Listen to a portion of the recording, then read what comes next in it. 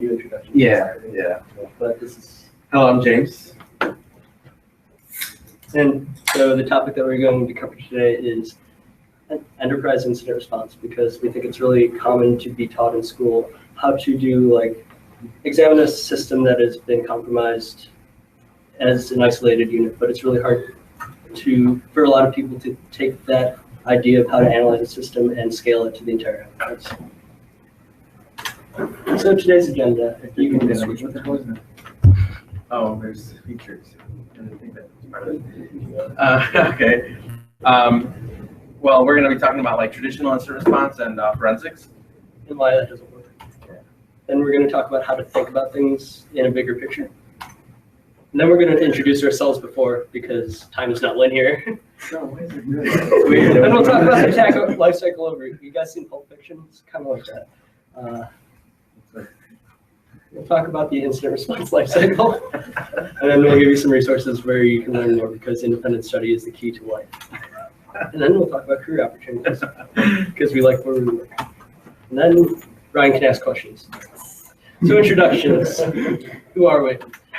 This is a picture of me from last winter. My name's Jay. I work at Mandiant. We do incident response. I'm an incident response consultant. I started in April of 2014. I did a year in DC, but now I live and work in LA. And I graduated from the IASE program here in 2015. That's me currently. Very patriotic. And I'm also a consultant at Mandiant. I just actually started very recently. I think it was July. And prior to that, I worked at TrustWave. Did security research there, primarily focused on malware analysis and IDS research. And then I also graduated from the IASE program in 2013. And obviously here with the group, I did a lot of security competition stuff, which for new guys, I would recommend you do that, because it's really awesome and really help with your careers. And it's fun. It is really a lot of fun, yeah. Seriously. So the company that we work at, founded in 2004 by Kevin Mandia, it used to be called Red Cliff Consulting. Now it's Mandiant. It was purchased by FireEye at the very twilight of 2013. You might know us because of our APT1 report, which goes into depth about a Chinese attack group that we've seen in numerous environments. We have offices pretty much everywhere, and we're currently looking to build up our central region, which is where you guys live. Has anybody heard of Mandiant at all? Curious? A lot of people, some of you. Basically our region is really game built out. That's primarily one of the reasons why I kind of decided to switch over. So this whole central regions, there's no real offices or anything. So we're just starting to get a team going, build out consultancy practices, and it's kind of cool. So if you guys are interested in that kind of stuff, definitely is going to be something that's going to be you'll be hearing a lot about, and then probably soon when we stand up an office. But it's So first thing that we want to talk about is the attack lifecycle. So when we see what we do at Mandiant, when we respond to incidents, these aren't like someone downloaded a crypto locker or something.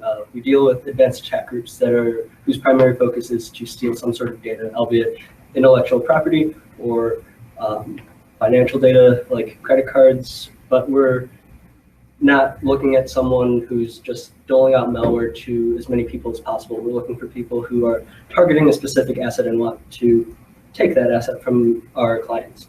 And what we've seen over time is that these attackers follow the exact same steps pretty much, because you have to in order to steal data effectively. So we're going to talk about that for a little bit. First step is initial recon. So this is how many of you guys are familiar with the pen test cycle, or how to break into things? Cool.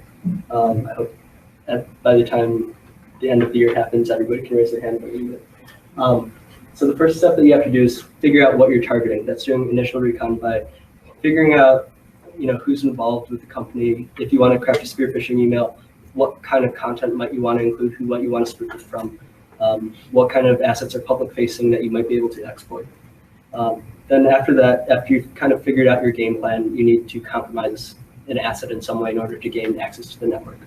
So assuming that you're able to do this, then the next step is establishing a foothold. So that is in order to make sure that all of this work that you've done for compromising and doing all of the recon before pays off and doesn't just get flushed down the toilet, you need to like drop a backdoor immediately, pretty much, so that you have access to the environment.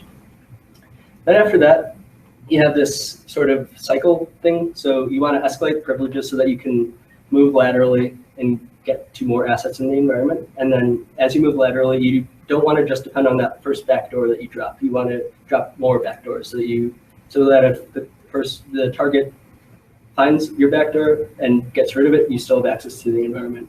And that cycle kind of just continues until you get the privileges that you want and access to the data that you want. And eventually, if you, let's say someone's going after like the design for a fighter jet, let's say that they eventually get that, then you would complete the mission and then move on and ruin someone else's life. Also, feel free to just like jump in there and ask questions, so it's more interactive. You don't fall asleep, so I can tell Alex over here is closing his eyes. But also, because we weren't exactly sure everybody's technical background, we're trying to keep this high level at first. But at any time you have any technical questions and you want us to go into more depth, just let us know. Just raise your hand. Yes, Ryan, what's up? What's your goal when doing an incident response? It depends on the incident. Sometimes it's to, let's say the client has already tried to remediate. It's more or less taking what they've done and verifying that what they did worked. Other times it's trying to just track what the attacker's done and see what kind of assets they've stolen. Other times, if we're more in the middle of the attack lifecycle, it might be trying to figure out what they have done so far and then be able to perform remediation such that the attacker can't take data. So it depends. That's a JP answer. No. yeah, I was just saying, Does it ever resolve with somebody getting caught? Yeah. Well, okay, here's a caveat about that. So let's say the attacker were able to attribute to like China or some other nation state. It's pretty unlikely, even if we file an indictment against them, that they'll be brought to justice, even if we can, attribute them. But, other financial attack groups might, they don't have any, some of them have less protections in their home countries, so they might be able to be brought to justice. So this section, we want to talk a little bit about, so you guys notice we're kind of theming around like fashion and stuff. So we want to talk a little bit about old school stuff. It's still not necessarily bad or outdated. It's just a different approach. Specifically, like I know here at DePauli's, we have like one of the classes, computer forensics. How many of you have taken that class at this point? Okay, cool. I think it has. Okay. So a lot of the time, I think at least what I remember when I was here that we learned was usually like connect forensic on a specific system. So a traditional methodology, kind of like, I'll talk a little bit about that. And then eventually you're going to move into more like the modern approach, at least that we have, in order to like scale out investigations and make it more time efficient. And so, yep, we'll start with the old fashioned stuff first. So I guess, the way I understand it, I actually don't know. Google just kind of like, I was looking for old school stuff. I found that kind of looks nice. It worked there. So I guess a lot of like the IR, at least for me, and I don't know if it's the same case with you guys, but for me, IR forensics used to be something that I used to just mix up. Like I used to think it was the same thing. It isn't, obviously, but it was a lot of IR was kind of conducted by forensic shops, mainly because it was, you feel free to jump in there. You can explain what kind of things would involve forensics that are not IR. So like, analyzing a system that you have, like what do you call it, dead disk forensics, basically like actually looking at a system that you don't have access to, that kind of stuff, like doing, I don't know, I want to call it manual, but it's not really, more analysis, I guess, than anything else. I'd say it's more limited scope. So like if you just, I don't know, like e-discovery would not be IR. Yeah. IR is more of what the attacker has done and what you're doing. That's just Because we still do forensics, but it's in an IR context. Mm-hmm. Yeah, that's a better way to put it. And so I guess one of like the limitations that we have when talking about like forensics specifically is scalability. Mainly because the way I understand is you have, you go to one site, customer gets popped, they suspect a certain machine, you analyze that, and you have more systems that you start discovering, you keep doing, pulling images and analyzing, going through this process that is time consuming and costs a lot of money. Obviously you need the resource to do it. And so for, what was I going to say? I lost it.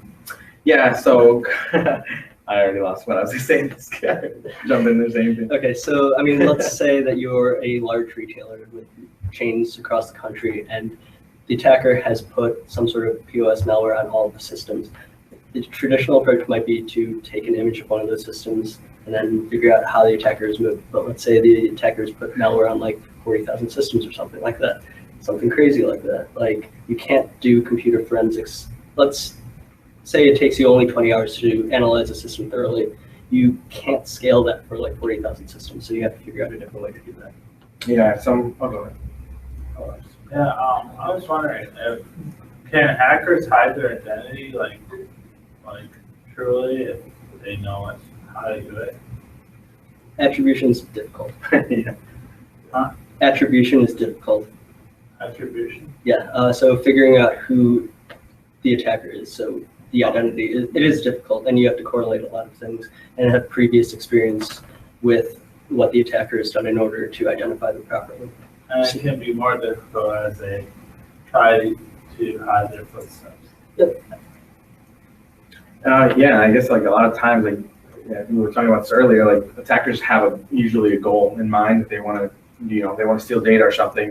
A lot of times they're not at least my experience, they're not as sophisticated as you would think. Like, they're not super stealthy. They're just going to go in there and get what they got to get and get out. So they're going to leave artifacts, and there's going to be a way to trace it back.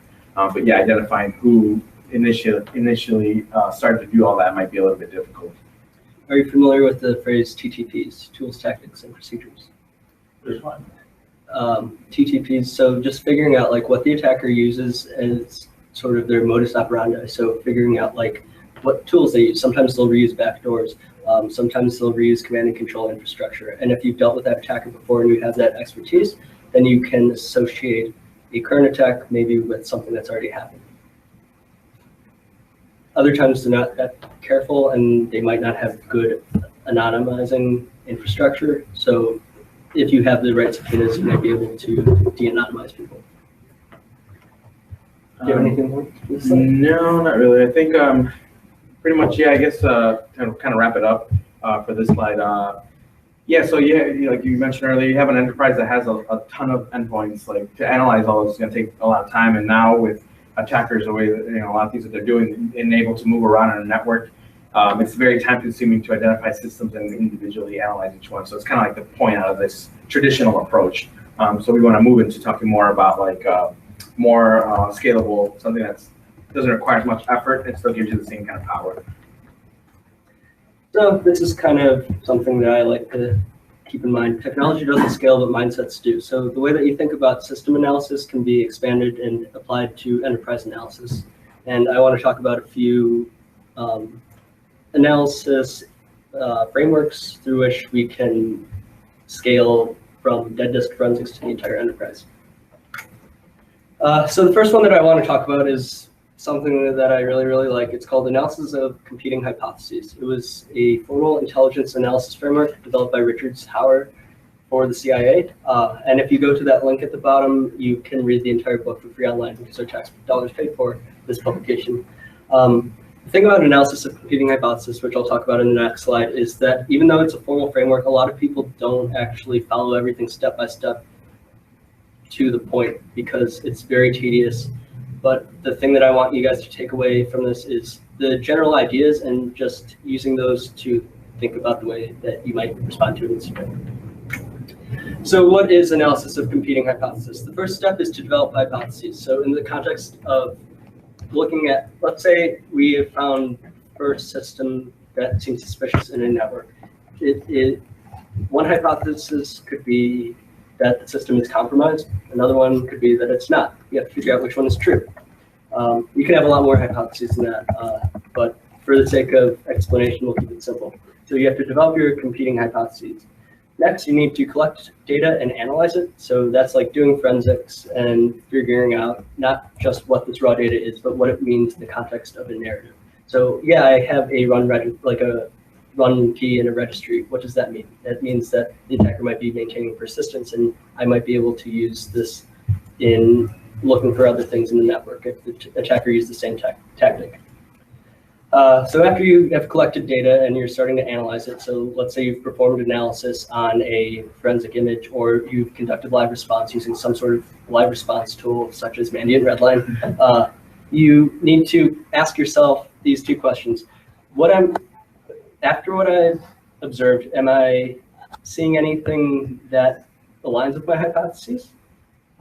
So maybe we have seen no evidence of compromise, and maybe the host name is incorrect.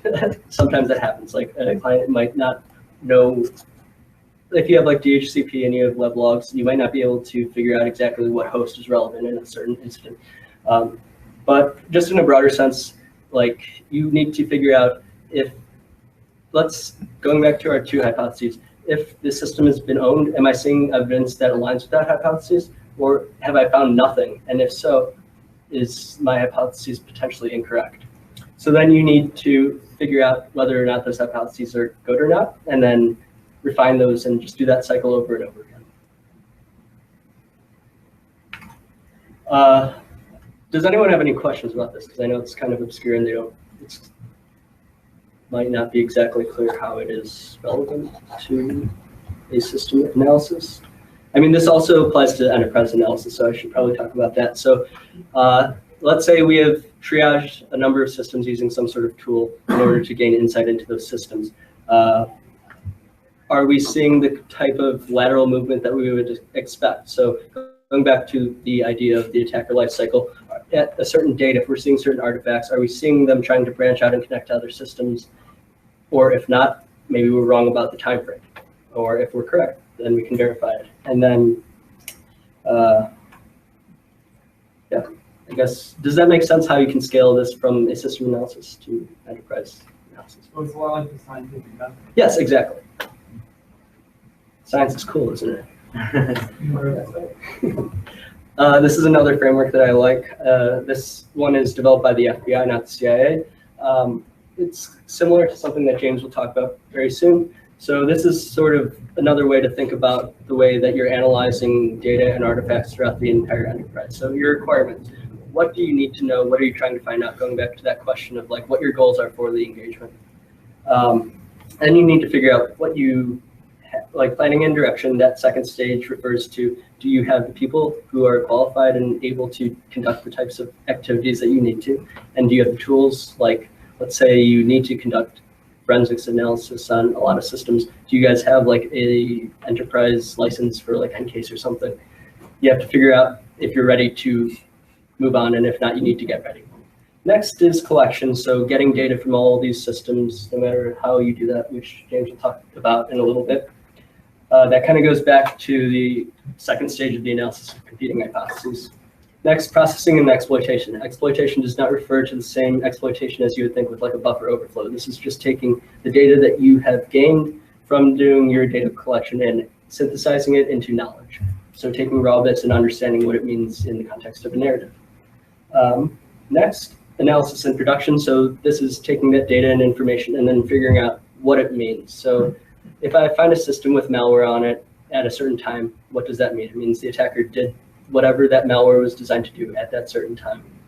And next is dissemination. So maybe you need to write a report and give it to like your boss or your client, because all this work that you do, the point is to convey knowledge and convey what has happened during the incident.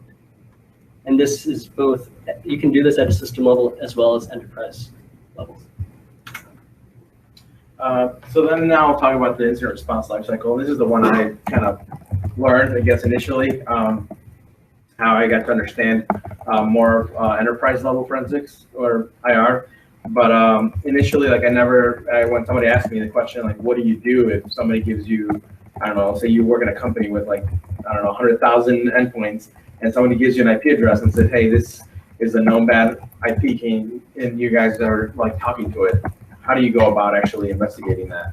How would you? Yeah, how would you? Because that was an actual question that I had, and I honestly froze. I couldn't really think, how do you actually do that?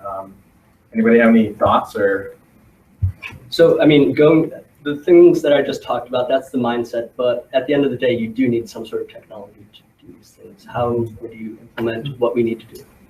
I don't know anything about networks and all that, but so is the probability distribution even? Like completely, if you give 1,000 IP addresses and you say it's one of them, you want to know which one?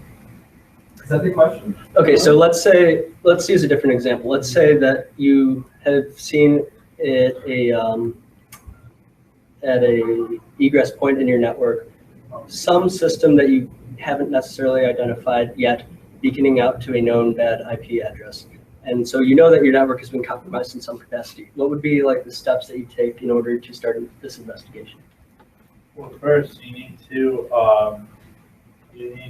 alienate that computer from your whole network. Why? Because if you don't do that, then what's going to happen is that could be that could have a virus in that computer spread to other computers on the network.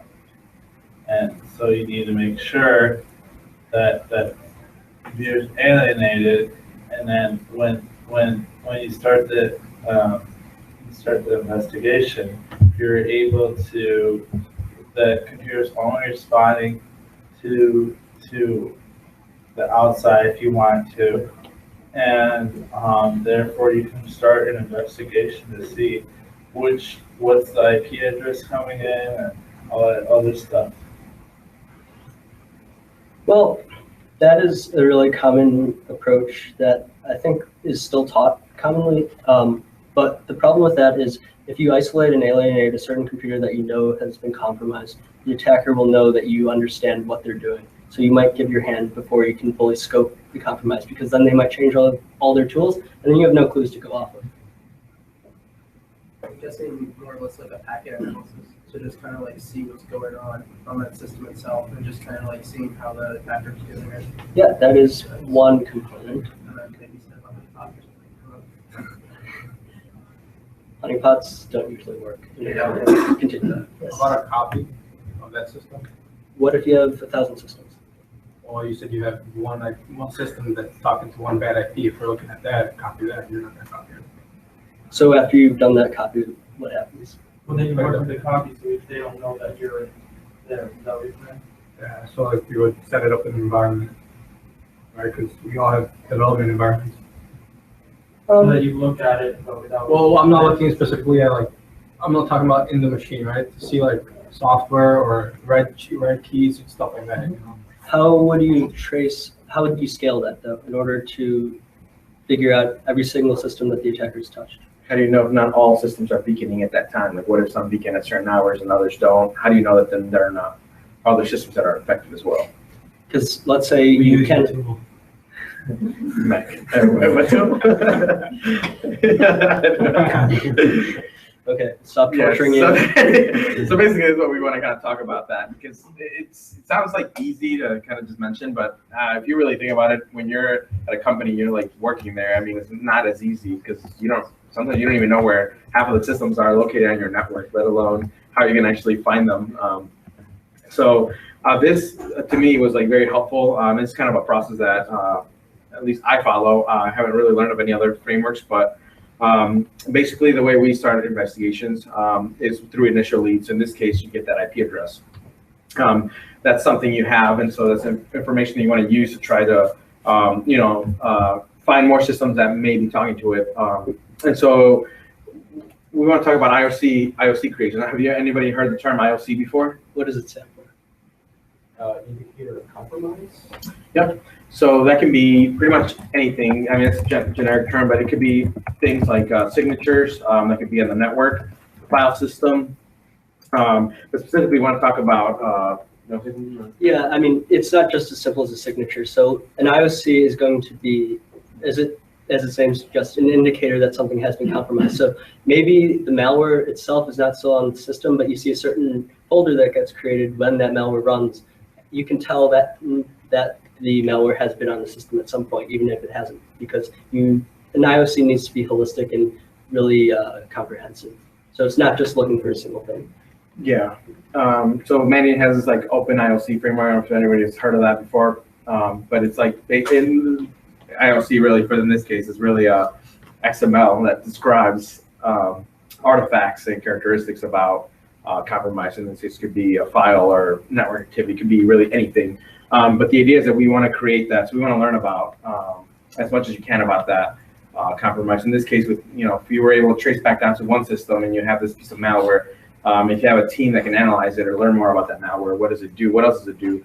You can develop IOCs that you can later go to the next stage, which is deploying them and getting them out to all of the other hosts on your network that are basically going to check for the existence of this sample.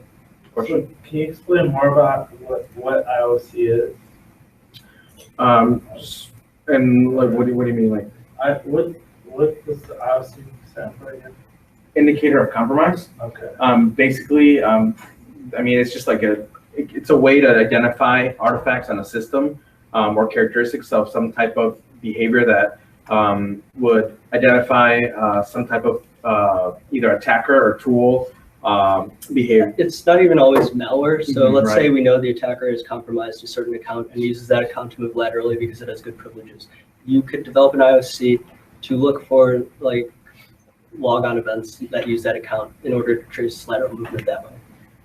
So how often do you customize these for like this situation you want to do? Do you come Every in with like day. a tool set already, or do you customize it? So we have our proprietary set of indicators, which are based off of engagements and things that have happened in the past, which are still very valuable because attackers do, how many IPv4 addresses are there? I don't know, probably a lot, right? You can do this math, you should. Ryan? Right? It's like, isn't it like 4.2 billion something? Yeah. So I mean, attackers are going to likely have to reuse IP addresses or domains. I mean, not always, because you can buy a new domain and make anything up, but so those are the ones that we already have. And then once we start going, let's say we have an initial lead, like, hey, the Secret Service has notified you about the certain malware that's on your box. We can look at that file and then use those indicators and things that that malware might do and apply those to our IOC sets and look for those specifically in that network. And like one of the things too that I kind of learned out, because my mentality came from like malware, we worked with malware at previous companies. So mine was specific like samples. I want to know specific things about this sample. Whereas with IOCs, you have the power to also look at things that are not specific to any malware, but could be a way to identify a ton of new things. Like, for example, finding suspicious binaries in the recycle bin based on, I don't know, some way that the name is written out or a certain file extension. Like you maybe want to see anything that comes up in your recycle bin that has like a Visual Basic script extension or something.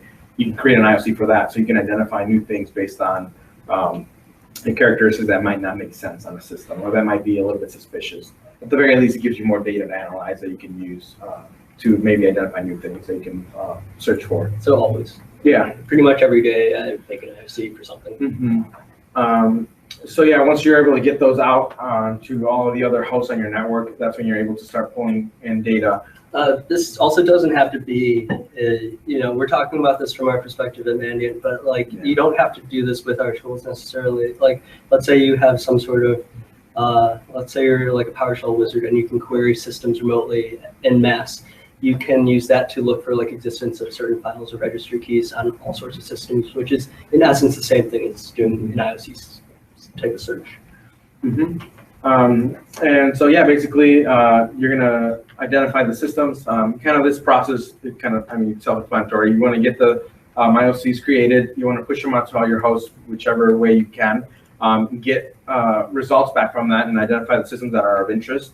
And those are the ones that are gonna like alert on something, whether it's, I don't know, you find a specific malware that you're looking for or something new. You're gonna isolate those machines and try to explore them further. And that's the collecting evidence part. This is all how I'll go into a little bit more detail.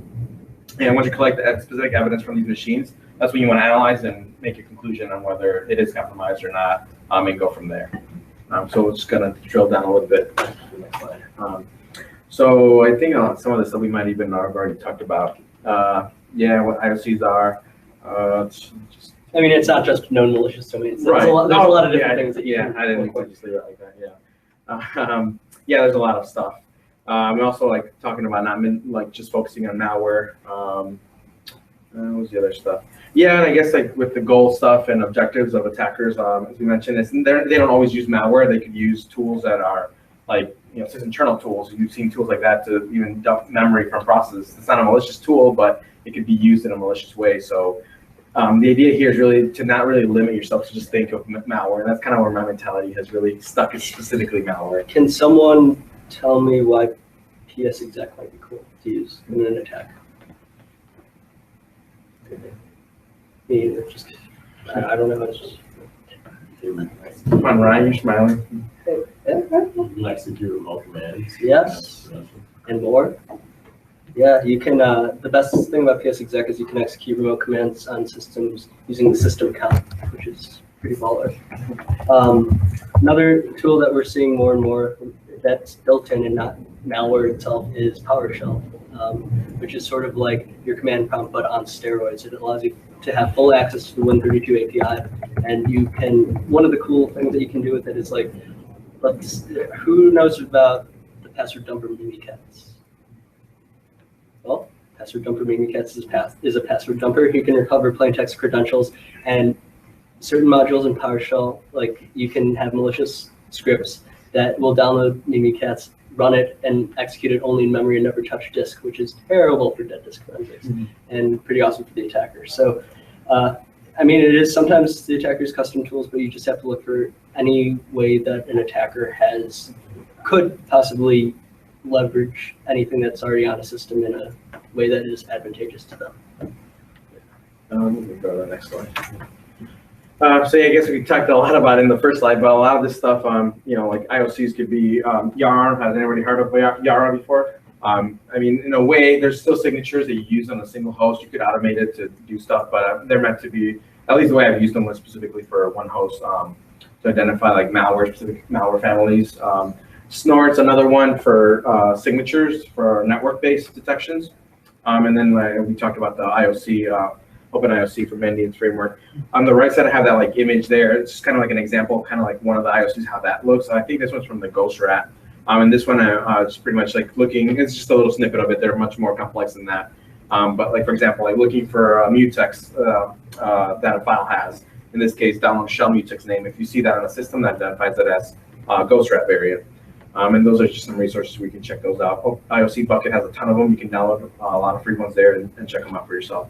I mean, a lot of the time, like when you'll see a report or a blog post that talks about a certain malware, they will include IOCs. Yeah, yeah. So deployment, I guess, yeah, we talked a little bit about that as well, that we have a few tools that are available. One is the Redline, which we talked about a little bit. It's a free tool you guys can even download. You can use it for performing like collecting evidence and analyzing on a single host. So it's useful even if you guys just want to play around and get familiar with it. Get a VM infected with malware or something that you guys know how to work with, and then just run Redline to collect that data and analyze it through it. It's actually pretty cool. It does a lot of the parsing that is a pain to do automatically. So it will like look in the right places for like where event logs are stored, and then it will put them all together so that you can sort of look at all the event logs at once in timeline way. Because I don't know how many of you guys are familiar with forensics, but like there are a lot of different actual event log files, and it is a pain to have to parse all of them and look at all of them. So if you can look at all of them in the same place, that helps a lot. It's also really good for like parsing like raw disk types of things. So like the file system, and it will put it in a way that's really easy to browse. Yeah. And then the commercial side, more what we use is a MIR, is a Mandiant Intelligent Response. And basically that one's just essentially think of Redline, but larger scale and able to actually scale out on the enterprise. And that's something that we pretty much use with our clients. So yeah, well, I guess we talked a lot about it in the first slide, but a lot of this stuff is pretty much, kind of data that you want to collect from a system, especially when you suspect that it's a system that might have been compromised. So we want to like learn about, current network connections that are possibly active on the system, files that are on it, registry keys, event logs, as we just mentioned. And you want to take all that data and you want to analyze it, try to make a conclusion based on what you see there. And you got to remember, like right now, I know it probably sounds like we're just talking about system analysis, but the real goal is to see how that system fits into the big picture. Mhm. Yeah, and it's all like one whole iterative cycle. So say there's one system that you find interesting things, you can use that to now, find something new, and now you can create new IOCs, and now you go again into the whole cycle again and push out again into the entire enterprise. Identify new systems that way, and just keep going over and over until you exhaust all options. So let's say you find like a bad file on one system, maybe I want to look for that bad file on every single system in order to find the extent to which the attackers use that tool. Yeah. So this is a slide just to compare sort of the two ideas. You just need to use a mindset that's iterative and built on itself, whether it's for system analysis or all of the or enterprise analysis or an incident. So I guess kind of a little bit more just in general. This is like it's a field that I remember a long time ago before I even started school. I think I always wanted to get into digital forensics. I love like malware and IR. Well, not so much IR. I didn't know what that meant at the time, but I knew like forensics. It sounded cool. Digital forensics and malware. That's what I was interested in. I started reading. Well, I think even in school here they have you read the Windows Forensic Toolkit. And the Brian Carrier book is must-have reference. Yeah, so the one I started recently reading was Incident Response and Computer Forensics. That one is really good. I haven't finished it, but so far I really like it. It really just gives me a whole picture about like IR, a whole different understanding. A lot of this stuff that we talked about goes into much more depth there. I don't know if you have anything. I mean, both James and I are pretty big nerds when it comes to this. So if you have any questions about like a certain resource or like how to learn a thing, we use more than just 3 books to get to. Yeah, there's a ton of stuff and challenges. There's like HoneyNet has a ton of challenges that are kind of fun. I remember one of them was like a compromise. They give you like artifacts from a compromised Linux server, and then you basically analyze them, try to come up with conclusions to what happened. That was really fun. So like if you guys even have time to do that kind of stuff, just find it, download it, play around with it, and I don't know, that's how you kind of learn, I guess. Who here is in the Google Hangout group for Sectings? Okay. Nobody. Well, we're in it, so if you guys join it, and you can hit us up. Can anybody just join it, or how do you guys have that set up? Leeway is the master, so Yeah, you get invited. So if he didn't invite you, talk to him. So HoneyNet?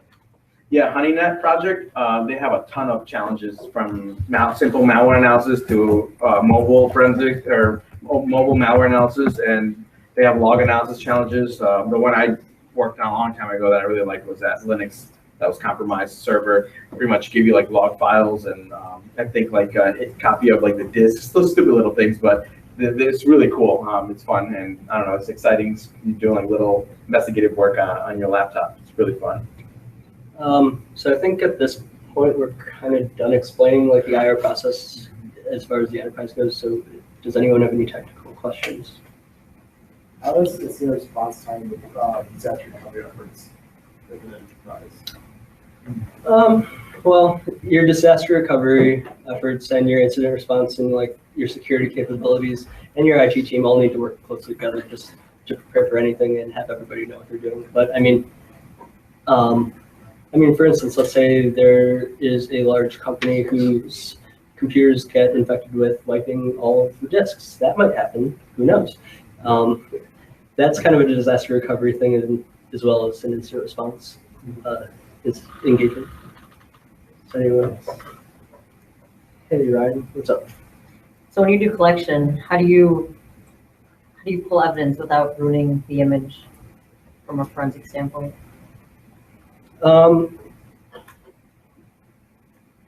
Well, so you need to make sure that you're doing it in a way that's accountable for later. So making a copy in some way and analyzing that data or data that you pulled back instead of just constantly accessing the system. Another way that is not perfectly good at maintaining integrity, but is still, pretty good is, let's say you're working on like a Windows 2003 server, a Windows XP server that still keeps track of access timestamps for files. That will get altered if you touch a file, but you can timestamp it back to the original file so that you don't have too much of an impact. Another important thing is you gotta, when you deploy your tools, you have to make sure that they're not overwriting really important information. I've worked alongside with other teams that have deployed like large tools that are in the same directory that the attacker has created tools and stores data that's being stolen. So to put another thing in there is maybe not the best thing. How difficult, like, you don't have like operating systems, modern operating systems, like this support journal, right? What was that? A lot of modern operating systems support journal. Yeah, like in terms of files. yeah. Has that how difficult it is to like manipulate those mechanisms with system? It's kind of tricky because like two examples of that are like the user journal and the log file, which are both protected files. So you would need to have like really high privileged access. Also, the thing that you have to keep in mind is there's so much cool stuff that you can do as far as like an attacker goes, like with anti-forensics.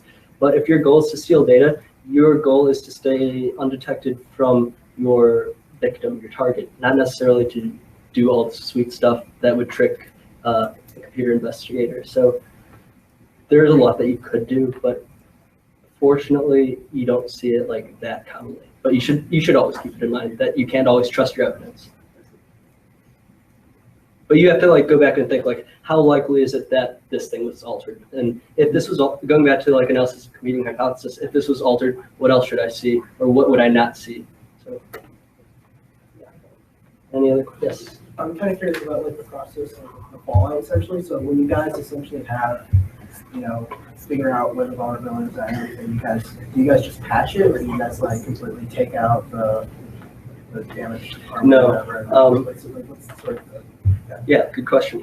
So a lot of companies do want to just get everything fixed as quickly as possible, but in that kind of limits the scope of what you can search for, because you start to understand what the attacker has done in the environment, and then if you get rid of those things, then you might not be able to map the attack and trace it as well as you'd like to. So and also, you know, you might be giving away your hand, because if you delete tools, then the attacker, if they have access to other systems, might query those systems to see if they're still there. And if they're like, hey, you guys have found us, we better fix it and make it better and change up what we're doing.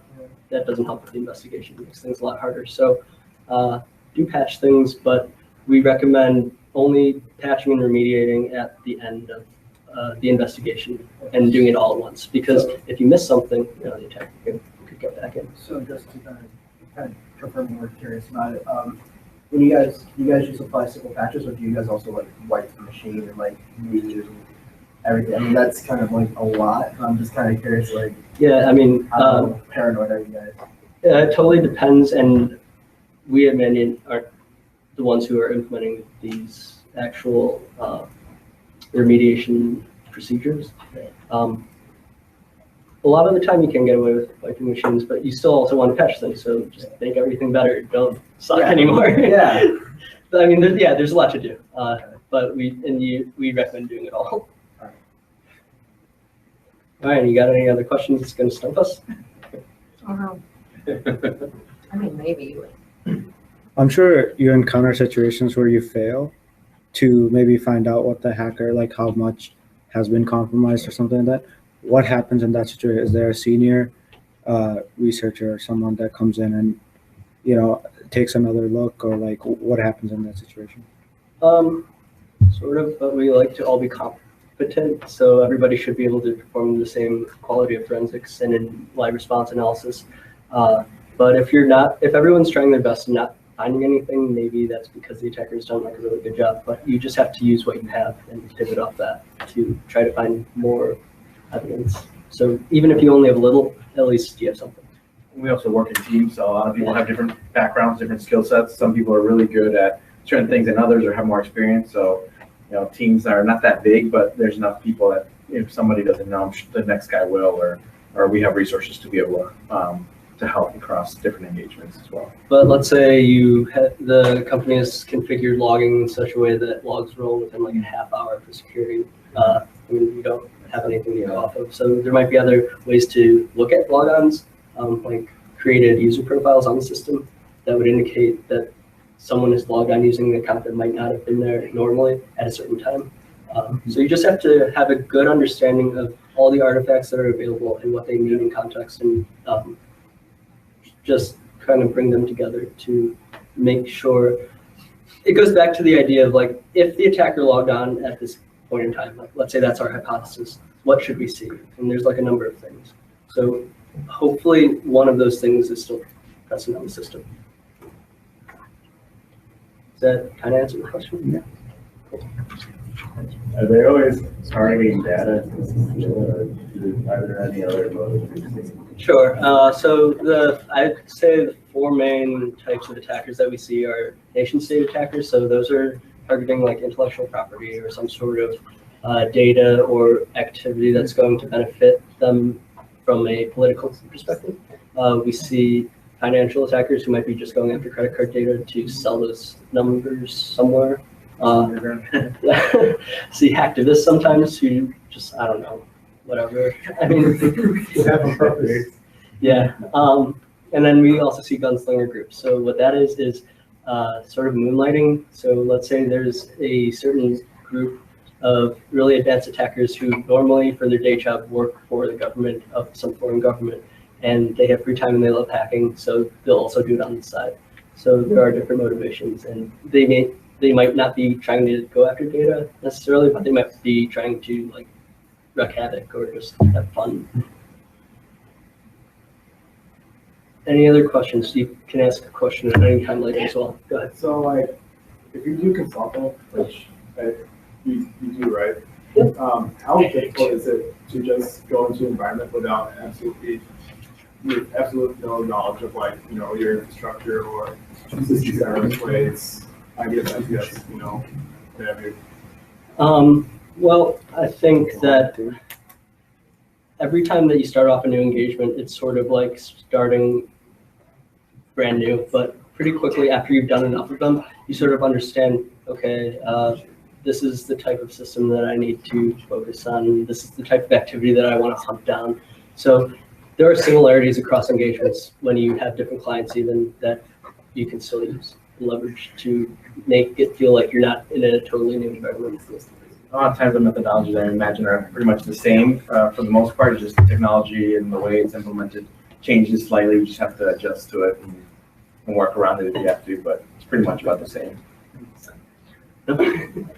Okay. What's the weirdest thing you've seen happen? Like, what's something that you remember of pretty much the reports? Like, The weirdest thing that I can talk about. I don't know. that's a I see lots of weird things. Oh, here's one. This is it's not like a super elite thing, but like the attacker was leveraging an IAS server that was running on a Windows 7 laptop. Should not be happening, but people need to check on what they're running. Just one last question. No, you can ask as many questions as you Sure. want. Okay. How well do you think DePaul has prepared you for this? I was just talking about this with James. So I think DePaul does a great job at providing both a fundamental base knowledge as well as giving you enough freedom to investigate and learn about topics on your own. So yeah, I think it does a good job because you'll like learn something in class, and then if it intrigues you, you'll learn enough in class where you can pivot off that and learn more in depth. But I don't think it's realistic to expect a school to teach you everything, but I think that DePaul does a good job at giving you the first step in doing whatever you want to do. And they do have a good reputation. I gave a talk a couple weeks ago, and in my little bio slide, I said that I was from Chicago, and afterwards I was talking to someone who attended the talk, and he asked if I went to DePaul because he even knew that we have a really good like tech program and intellectual property program. So it's a good place to be. I heard you talk about doing work for government stuff. Do you guys have to have clearance then, or? Yeah, I mean, it depends on what the government needs. Sometimes things don't require clearances depending on the department, but other times, yeah, we do. You guys have seen set up for that? I don't personally have a clearance, but yeah, some of our guys do. Guys and girls. It's important to be diverse. Yeah.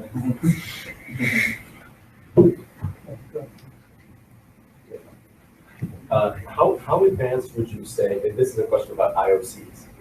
So like, to what degree are you guys able to do like, I guess, complex Searches or correlation, or like building up sort of building up like context, I guess, around an IOC. So it's like, say you have a file that's dropped in a box and you have an IOC for that. To what degree are you able to describe what are the context of it? Basically, like you would compose it and say something like, logically, it's like You can get us like, there's the presence of a file and there was a network connection at some point in time and something else happened or whatever. To what degree are you able to build up complex, like composite indicators? as complex as you're able to understand yourself. Yeah, that's actually true because when I used to work with IDS signatures, I was limited to only network, and that's it. Like that's all I understood. But when I started looking into IOCs, like you can literally describe a file by its size, as low as like how big it is on disk, to specific functions that it imports, to specific just generically like Things hashes, things that it does. Things that get created maybe when it runs. So like you can include like handles in memory, prefetch files that might get created if it gets run, certain imports, certain exports, certain like even the file. Let's say you have a file that might exist legitimately on some systems, but it's actually malicious that the attacker has just been very crafty on how they want to hide it. You can like figure out whether or not the file is bad, even if you don't know. Let's say you know the good hash for that. You can, if it's like not bad. You just negate it. Yep. Yeah, I get it. So anything like, let's say a file, so PSExec, it creates entries in the event logs when it runs because it elevates privileges, and oftentimes the event logs are configured to record that.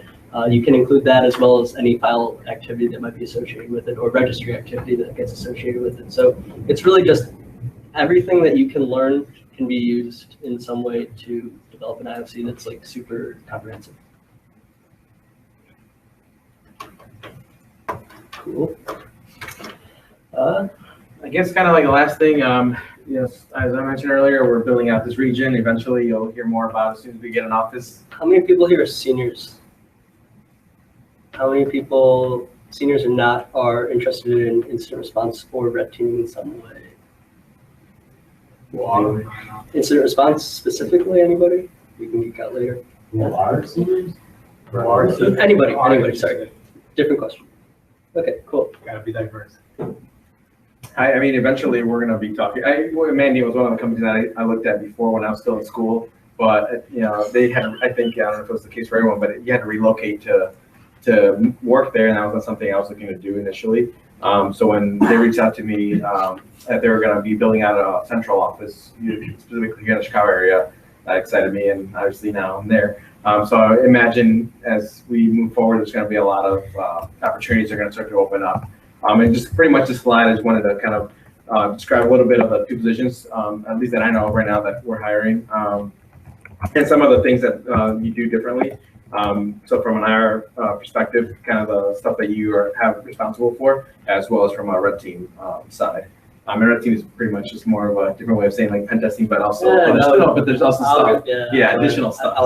It's not just pen testing. It's definitely different. I'm more familiar with an IR side. So, how big is Mandiant? Number of employees and location?